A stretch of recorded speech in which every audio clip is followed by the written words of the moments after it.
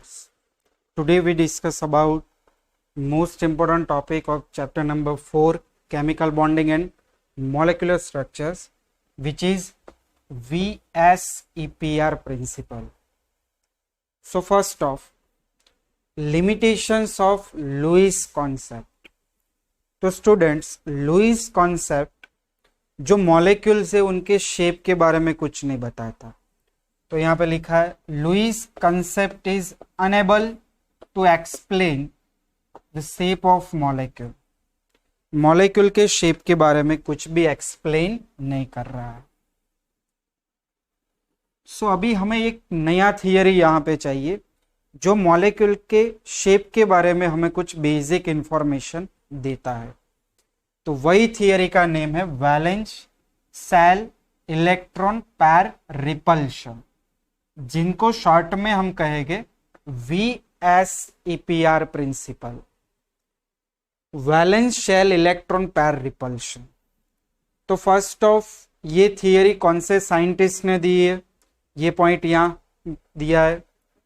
This theory provide a simple procedure to predict the shape of covalent molecule.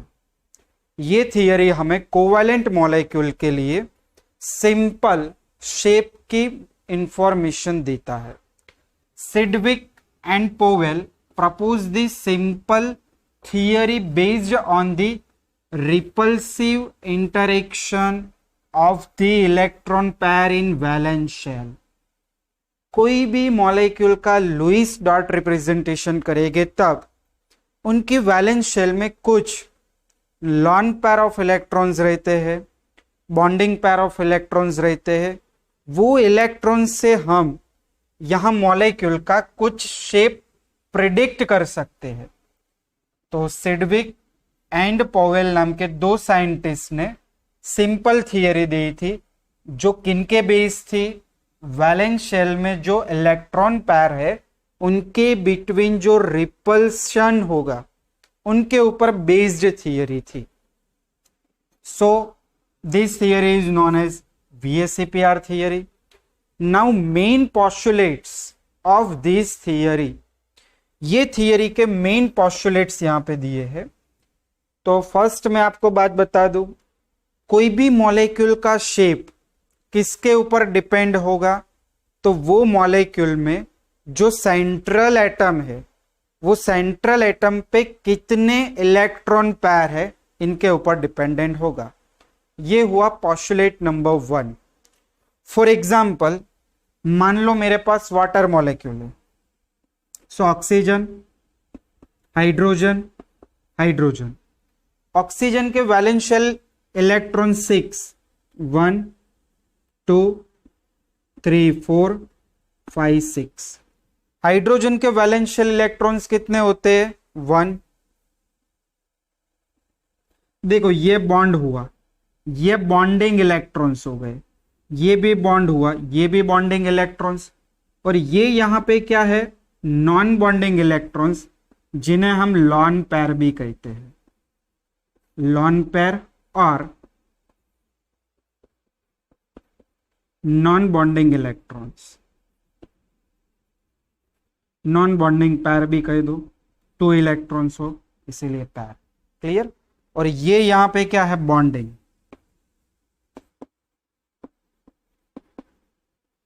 Bonding पैर. तो देखो यहां पे पोस्टुलेट नंबर 1 फिर से रिपीट कर रहा हूं कि वाटर मॉलिक्यूल का जो शेप होगा वो किनके ऊपर डिपेंडेंट होगा, ऑक्सीजन एटम. क्योंकि ऑक्सीजन एटम यहां पे क्या है, सेंट्रल एटम. सेंट्रल एटम के पास कितने इलेक्ट्रॉन पेयर है, इलेक्ट्रॉन पेयर में दोनों टाइप के आ गए, bonding as well as non bonding. Postulate number 1, the shape of the molecule depends upon the number of valence shell electron. किसके ऊपर डिपेंडेंट होगा, वैलेंस शेल के इलेक्ट्रॉन्स के ऊपर. और वैलेंस शेल के इलेक्ट्रॉन्स में दोनों टाइप्स के आ गए, bonding as well as non bonding. Around the central atom, around the central atom. चलो सेकंड पोस्टुलेट समझते हैं. तो देखो ये यहाँ पे लॉन पेयर है, ये लॉन पेयर है, ये बॉन्डिंग पेयर, ये बॉन्डिंग पेयर। सभी इलेक्ट्रॉन की बात करें तो जो सभी इलेक्ट्रॉन्स पेयर होते हैं वो इलेक्ट्रॉन पेयर एक दूसरे से रिपेल करेंगे। Why? Because they are negatively charge particles. Electrons कैसे होते हैं? Negatively charge particle. तो सेकेंड पोस्टुलेट्स देखो, pairs of electron in the valence shell repel one another because their electron cloud are negatively charged। उसका electron cloud कैसा होता है? Negatively charge होता है। फिर से सेकेंड पॉइंट, इलेक्ट्रॉन पेयर्स जो होंगे वो रिपेल होंगे because their electron cloud are negatively charge. अभी यहां third point, electron pair repel हुए, ओके। तो इलेक्ट्रॉन पेयर जैसे रिपल हो गए तब इलेक्ट्रॉन पेयर के बिटवीन जो डिस्टेंस होगा वो डिस्टेंस क्या होगा? मैक्सिमम होगा।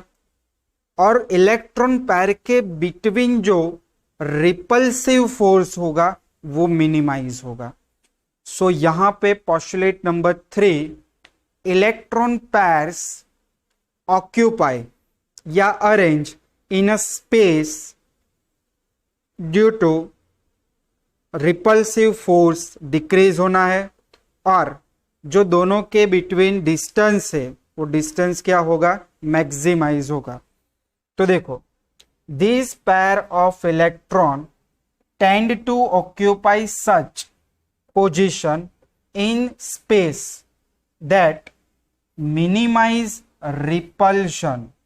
रिपल्शन को क्या करेंगे? कम कर देंगे, क्योंकि वो एक दूसरे से दूर जा रहे हैं। अगर एक दूसरे से इलेक्ट्रॉन पेयर दूर जाएंगे तो रिपल्शन कम हो जाएगा और डिस्टेंस बिटवीन देम मैक्सिमाइज होगा। तो लिखा है and maximize distance between them. ये था पोस्टुलेट नंबर 3। फिर से पोस्टुलेट नंबर 3 क्या है कि this pair of electron tend to occupy such a way in a space that minimize repulsion and maximize distance between them. Postulate number 4, तो देखो postulate number 4 क्या है यहां पे? तो इलेक्ट्रॉन पेयर जो होते हैं, बॉन्डिंग वाले तो हमने बॉन्ड बना दिए, बट जो नॉन बॉन्डिंग इलेक्ट्रॉन पेयर है इनको हम स्पैरिकल ऑर्बिट्स में ऐसे रख देते, ऐसे स्पैरिकल ऑर्बिट्स में लिखते हैं। तो the valence shell is taken as a sphere with the electron pair localize on the spherical structure surface at maximum distance from one another. ये जो वैलेंस शेल के इलेक्ट्रॉन्स होते हैं वो हम एक दूसरे से दूर रखते हैं और उसको हम स्पैरिकल सरफेस में रखते हैं। Postulate number 4। फिर पोस्टुलेट नंबर 5, अगर कोई केस में मल्टीपल बॉन्ड हो तब उनके इलेक्ट्रॉन पेयर हम 1 कैलकुलेट करेंगे। तो multiple bond is treat as if it is single electron pair. Multiple bond होगा तब भी हम वहां पे क्या ले लेंगे? Single electron pair. Postulate number 6, अगर कोई मॉलिक्यूल के जिनके रेजोनेंस स्ट्रक्चर मोर देन 1 है तो कोई भी रेजोनेंस स्ट्रक्चर्स के लिए हम valence shell electron pair repulsion theory applicable कर सकते हैं। तो where 2 or more resonance structures can represent a molecule, the VSEPR model is applicable to any such structures। कोई भी स्ट्रक्चर्स के ऊपर हम एप्लीकेबल कर सकते। और लास्ट पॉइंट, इंपॉर्टेंट पॉइंट, कि इलेक्ट्रॉन पेयर के बिटवीन मेन जो प्रिंसिपल है वो रिपल्सिव फोर्स पे डिपेंडेंट है। जो रिपल्सिव फोर्स का प्रपोर्शन या रिपल्सिव फोर्स किन में ज्यादा होगा वो लास्ट पॉइंट है। The repulsive force of electron pair decrease in the order, यानी एलपी एलपी रिपल्शन सबसे ग्रेटर होगा। What is the meaning of LP? LP यानी क्या होगा? Lone pair. लॉन पेयर, ये लॉन पेयर हुई।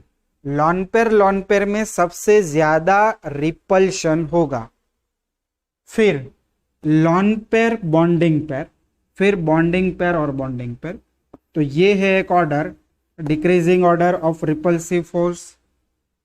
लॉन पेयर में सबसे ज्यादा रिपल्शन, फिर लॉन पेयर बॉन्डिंग पेयर में, फिर bonding pair and bonding pair में। तो ये मेन पोस्टुलेट्स थे। अभी हम जो भी मॉलिक्यूल का शेप हमें प्रिडिक्ट करना है, वो मॉलिक्यूल को हम 2 क्लास में डिवाइड करेंगे। The molecule in which central atom has no lone pair, molecule को 2 क्लास में डिस्ट्रीब्यूट करेंगे। एक तो ऐसे मॉलिक्यूल कि जिनके पास सेंट्रल एटम पे कोई भी लॉन पेयर नहीं होना चाहिए, और another types of molecule which has 1 और मोर देन 1 लॉन पेयर। तो देखो ये एग्जांपल में आप देख सकते हैं, वाटर में ऑक्सीजन क्या है? Central atom. ऑक्सीजन पे देखो 1 और 2 लॉन पेयर है, तो ये सेकेंड टाइप के मॉलिक्यूल हो गए। तो टेक्स्ट बुक में आपको एक हाईलाइट करके पॉइंट दिया है कि मॉलिक्यूल्स को हम 2 टाइप में डिस्ट्रीब्यूट कर देंगे। Molecule in which central atom has a no lone pair, and second type a molecule in which central atom has 1 और मोर देन 1 लॉन पेयर। तो पीछे आपको पेज में 2 टेबल दिए हैं। फर्स्ट टेबल हम यहां पे पढ़ते हैं, the molecule of the central atom has no lone pair. तो पहले ये लिख लो, फिर हम इसको इरेज कर लेते हैं। चलो लिख लिया। फिर हम ए टाइप के मॉलिक्यूल्स लेते हैं। तो मैंने लिख दिया molecules in which central atom has no lone pair. यहां पे लॉन पेयर हमें देखने को नहीं मिलेगी। तो पहले तो हम लिख देते हैं types of molecule, types of molecule. फिर यहां पे लिख देंगे इलेक्ट्रॉन पेयर, उसमें इलेक्ट्रॉन पेयर कितने हैं वो लिखेंगे। फिर यहां पे लिखेंगे arrangement of electron pair, arrangement of electron pair.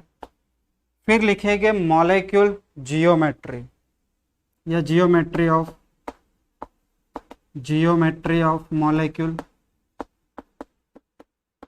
और लास्ट वन इज एग्जाम्पल। तो देखो ये हम एक टेबल बना देते हैं ऐसे।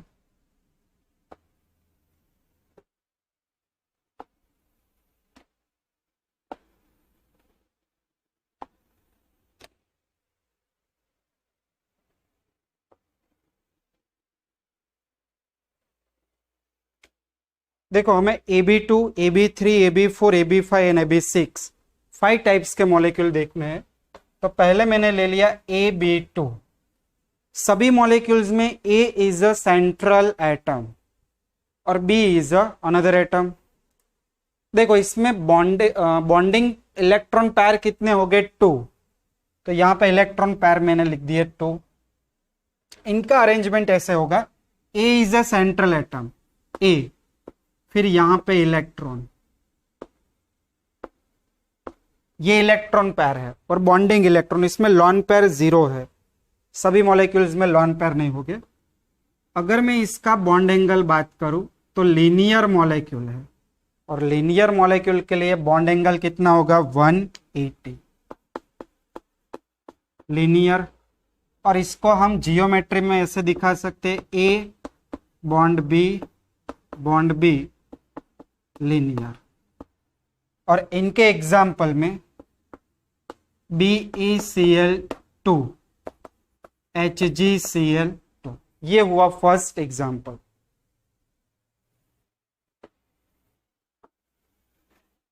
चलो सेकंड, AB3। AB3 में इलेक्ट्रॉन पेयर कितने हो गए? जितने B एटम उतने इलेक्ट्रॉन पेयर। तो बी एटम 3, तो यहाँ पे electron pair 3। A is a central atom, तो देखो ए को हमने सेंटर में लिखा ए, और इसके अराउंडिंग 3 इलेक्ट्रॉन पैर हम अरेंज करेंगे ऐसे, इलेक्ट्रॉन पैर। तो आप देख सकते हो मॉलिक्यूल की जो जियोमेट्री मिलेगी वो हमें ट्राइगोनल प्लेनर मिलेगी। क्लियर? तो यहां पे लिख सकते हैं ट्राइगोनल।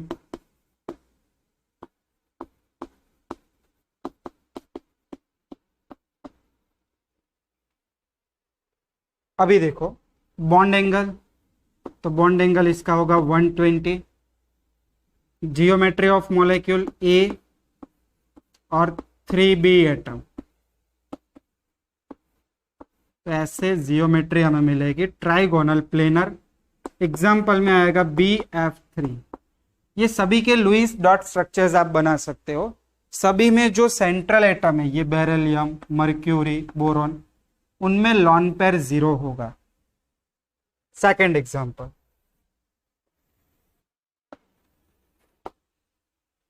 चलो इनके बाद आता है AB4। इलेक्ट्रॉन पैर कितने हो गए? 4 हो गए। अरेंजमेंट ऑफ इलेक्ट्रॉन पैर ऐसे अरेंज करेंगे हम। ए इज सेंट्रल एटम,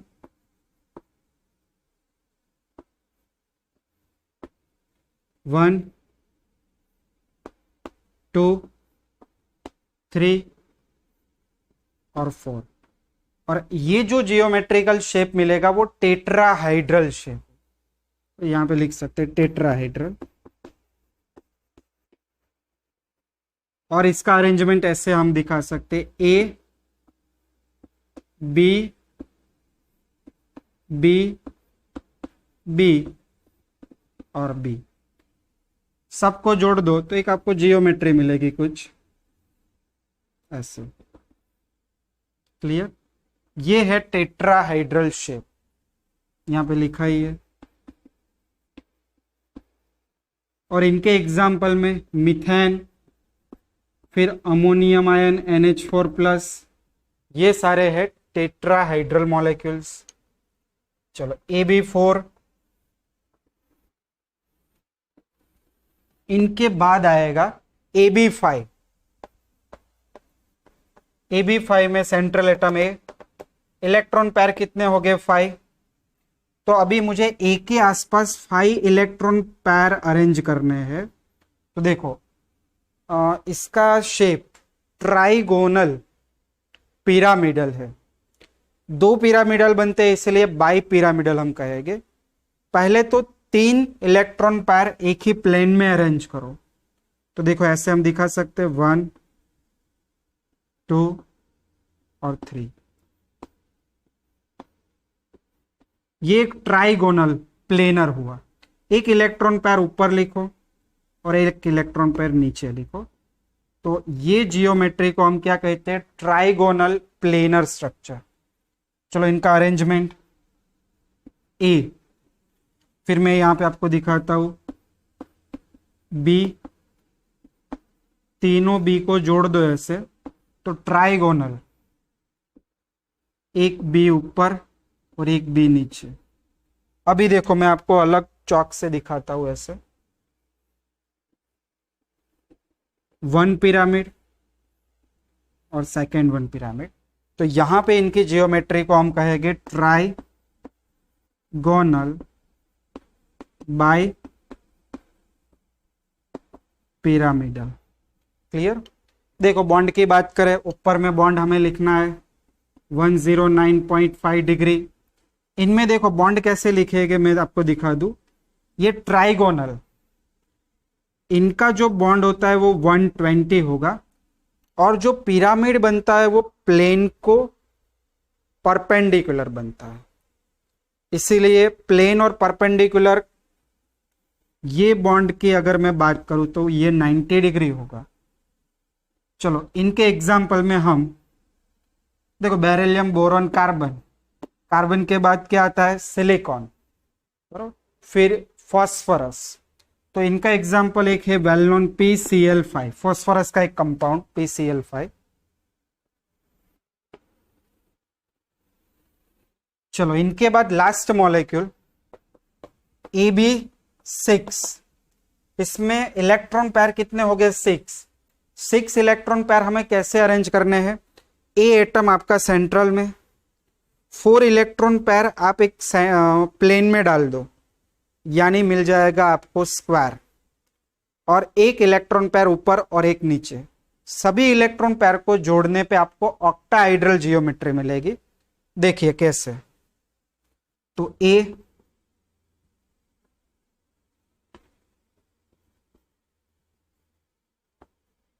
ये 4 इलेक्ट्रॉन पैर एक ही प्लेन में, एक प्लेन के अबोव और एक प्लेन के बिलो, राइट। इनका जियोमेट्री अगर मैं ऐसे ड्रॉ करूं, देखो ऑक्टाहाइड्रल जियोमेट्री इसे कहते हैं। चलो यहां पे पास में हम अरेंज करें, ए बी, ये 4B एटम एक ही प्लेन में है, एक प्लेन के ऊपर भी, चलो जोड़ दो ऐसे, और एक प्लेन के नीचे भी। तो इनका जो जियोमेट्रिकल शेप हुआ वो हुआ ऑक्टाहाइड्रल। और इनके एग्जाम्पल में हम बात करेंगे SF6। ये दोनों मॉलिक्यूल यही चैप्टर में हमें आगे डीप में स्टडी करने हैं। और यहां पे जो बॉन्ड एंगल हो गए सभी 90 हो गए। देखो ये भी परपेंडिकुलर बनता है प्लेन में, तो ये बॉन्ड एंगल 90, और सेम एज ये भी ऊपर वाले के साथ कितना बनाएगा? 90 एंगल। तो ये फर्स्ट टेबल था जिनमें मॉलिक्यूल्स के सेंट्रल एटम के पास एक भी लॉन पेयर नहीं था, 9 लॉन पेयर। अभी हम दूसरा टेबल बात करेंगे जिनमें लॉन पेयर प्रेजेंट है। तो पहले इनको लिख लीजिए।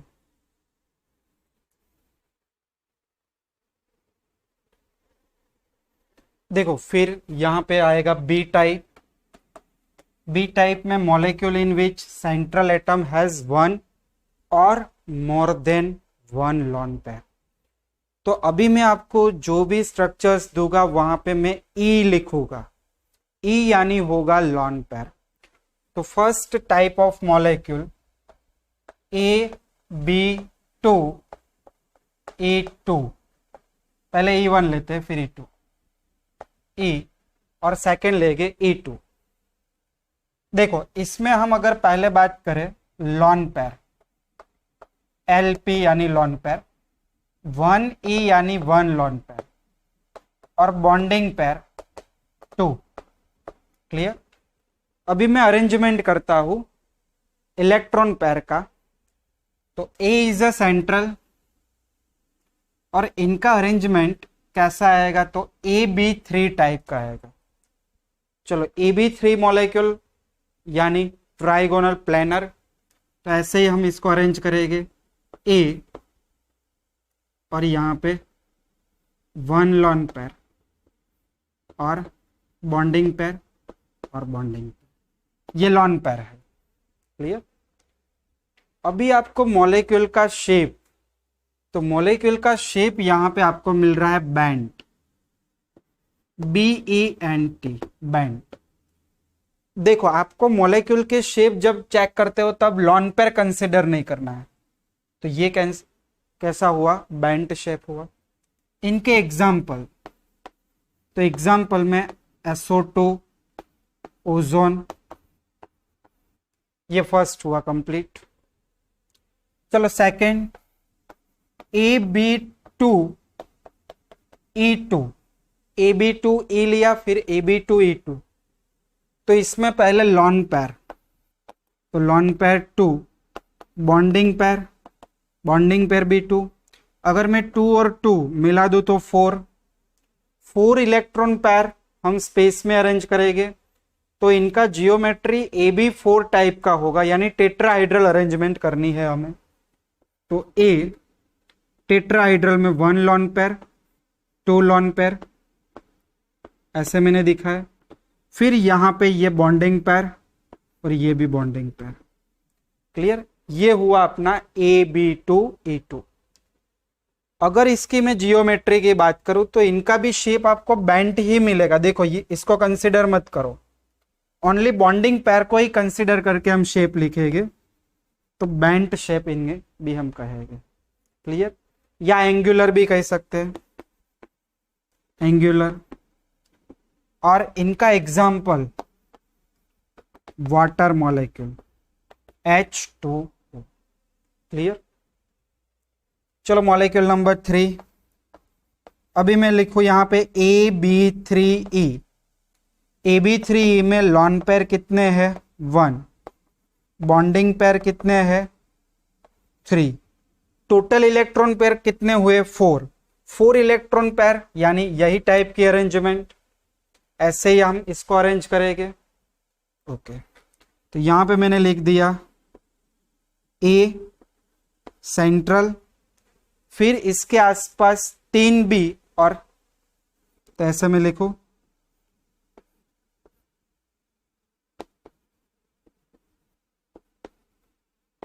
और 1 लॉन पेयर। क्लियर? इनका अरेंजमेंट कैसा है? तो देखो इसको हम ऐसे देखें तो इनका अरेंजमेंट होता है पिरामिडल। चलो पिरामिडल शेप में इसको दिखा देते हैं। पहले ऐसे भी लिख सकते हो, A B B और B और 1 लॉन पेयर। यहां पे लॉन पेयर को भूल जाओ, तो ये एक पिरामिडल शेप बन जाता है।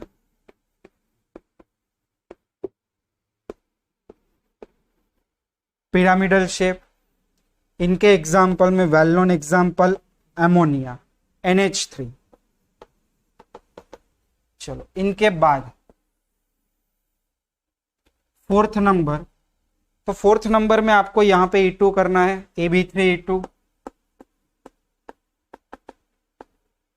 चलो lawn pair 2, bonding pair 3, total electron pair, total electron pair कितने हो गए? 2 + 3 यानी 5 इलेक्ट्रॉन पेयर को अरेंज करना है। तो इसके आगे वाला टेबल देखा था, 5 इलेक्ट्रॉन पेयर थे। तो जियोमेट्रिकल शेप कैसा था अपना? Trigonal bipyramidal, same as here. AB3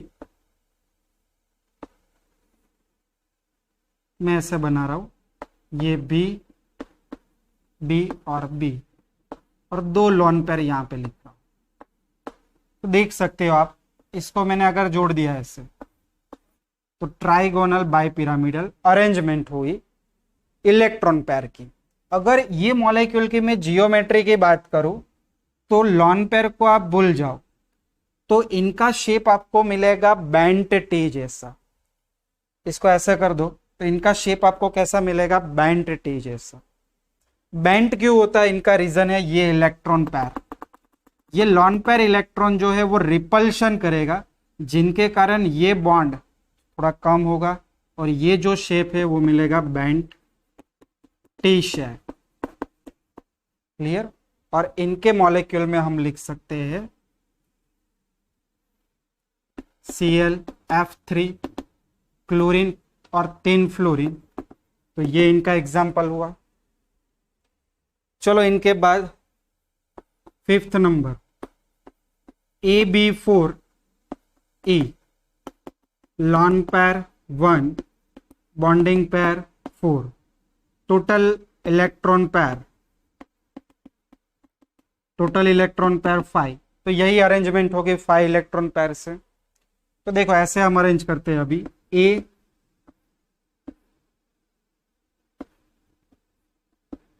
ऐसा अरेंजमेंट है हमारे पास, बराबर।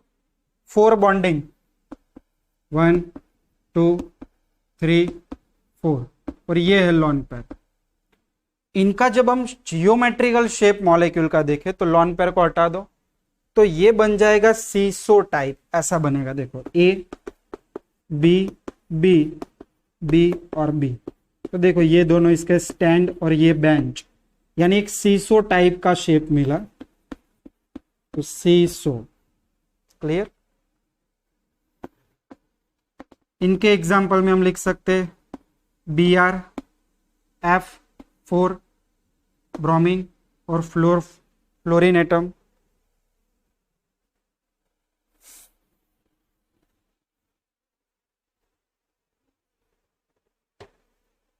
फिर देखो 6 number AB4A2 lone pair 2 bonding pair 4। Total electron pair, तो total electron pair 6 electron pair को अरेंजमेंट करेंगे कुछ ऐसे। ए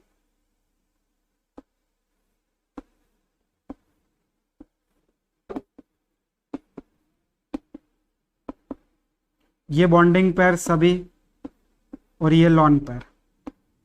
क्लियर।